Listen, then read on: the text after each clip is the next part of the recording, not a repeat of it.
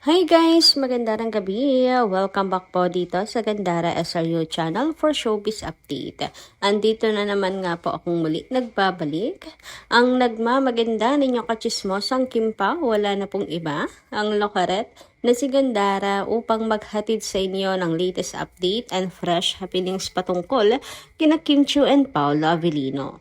And para nga sa gabing ito, ang tatalakay naman po natin at pag-uusapan ay may kinalaman po dito sa makatotohanang acting ni Paolo Avellino. Parang hindi na si Vincent yun eh. Parang Paolo Avellino talaga, lalo na pagdating po sa pagmamahal, huy, pag-aalaga kay Kim, pag-amin, huy, grabe yung mga ganyan. Alam mo, ngayon pala kinikilig na ako, wala pa, okay.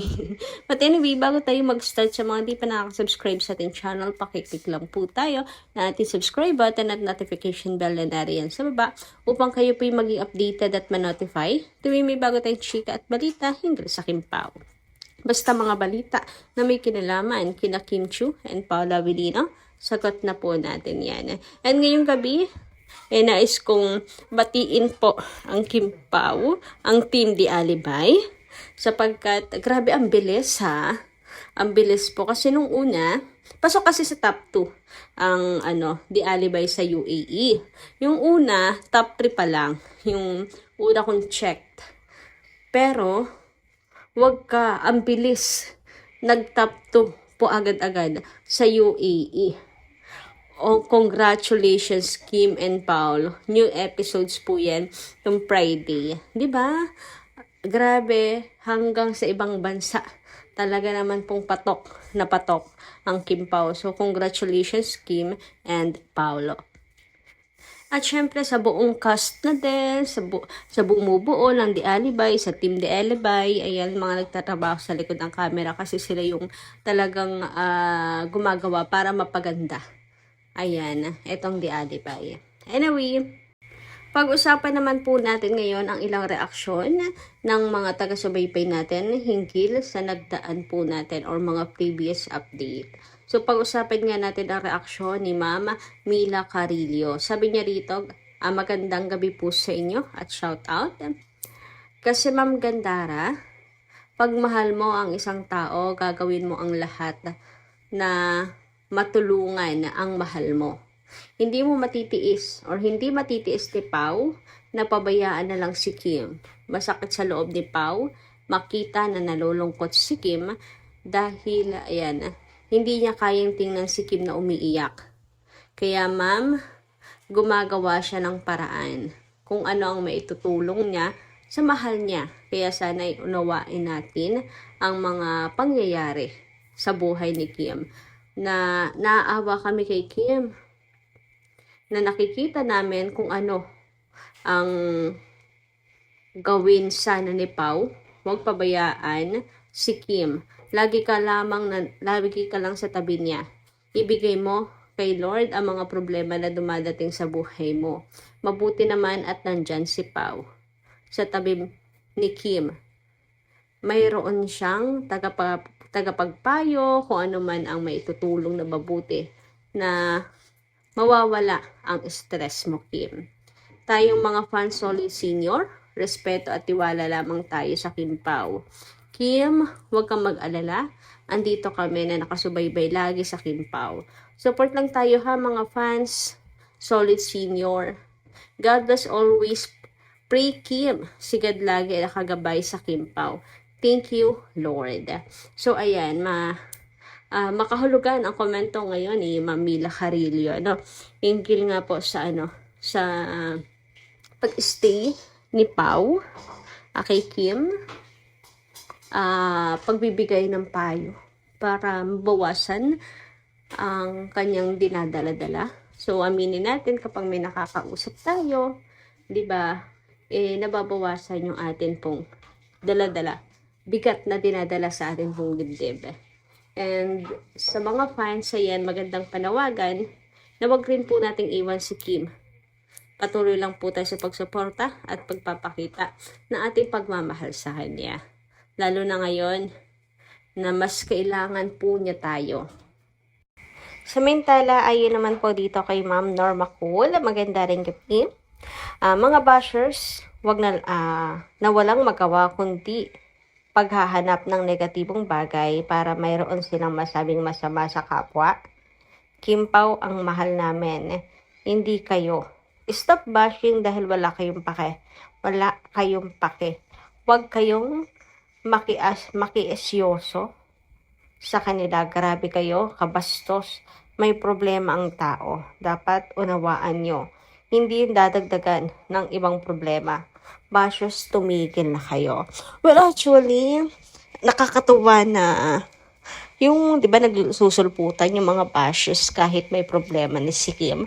Natutuwa ako dahil mas lamang yung mga netizens na nagmamahal kay Kim Chiu. Alam niyo yun?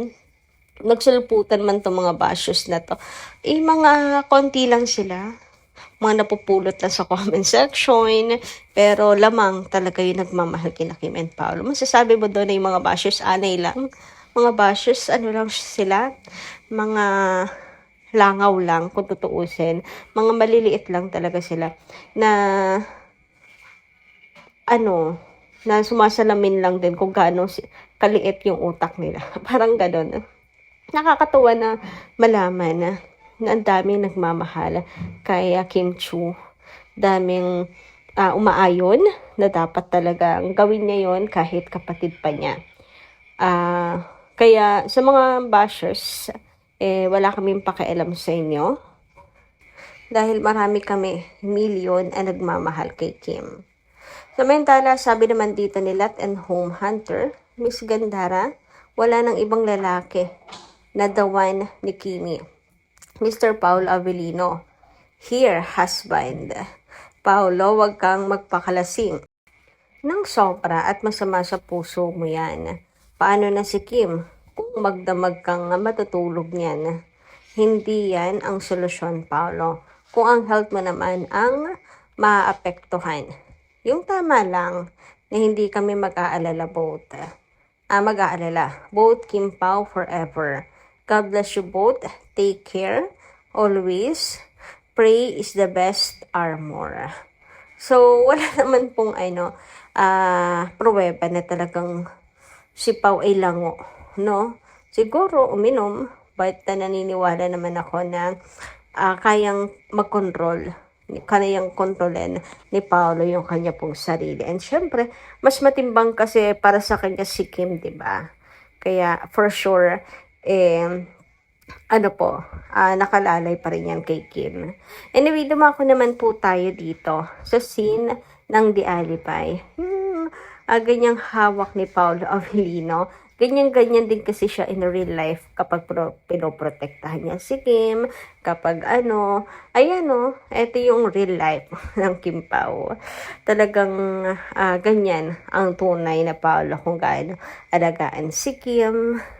Alalayan, paano protektahan. Grabe, napaka-protective and gentle talaga po ni Paolo pagdating kay Kimi. Sabi nga nila same, di ba? And dito rin, napapansin din nila na makatotohanan yung acting ni Paolo Avellino. Ayan, yun yung pagsigaw ni Paolo ng mahal kita. Uy, grabe. Kinilig din yung mga fans talaga ng bongga. Tamang-tama yung yung acting nila dito, yung biglang silence. Kasi yung pagsabi ni Pao or ni Vincent na parang si Paolo Avellino nang mahal kita. And then, isa pa yung makatotohanan ng acting ni Paolo Avellino. Yung nakikinig lang siya sa mga problema ni Kim. Ganun din sa The Alibay, diba? Ganun si Vincent. Nakikinig lang siya pero alam niyang lahat.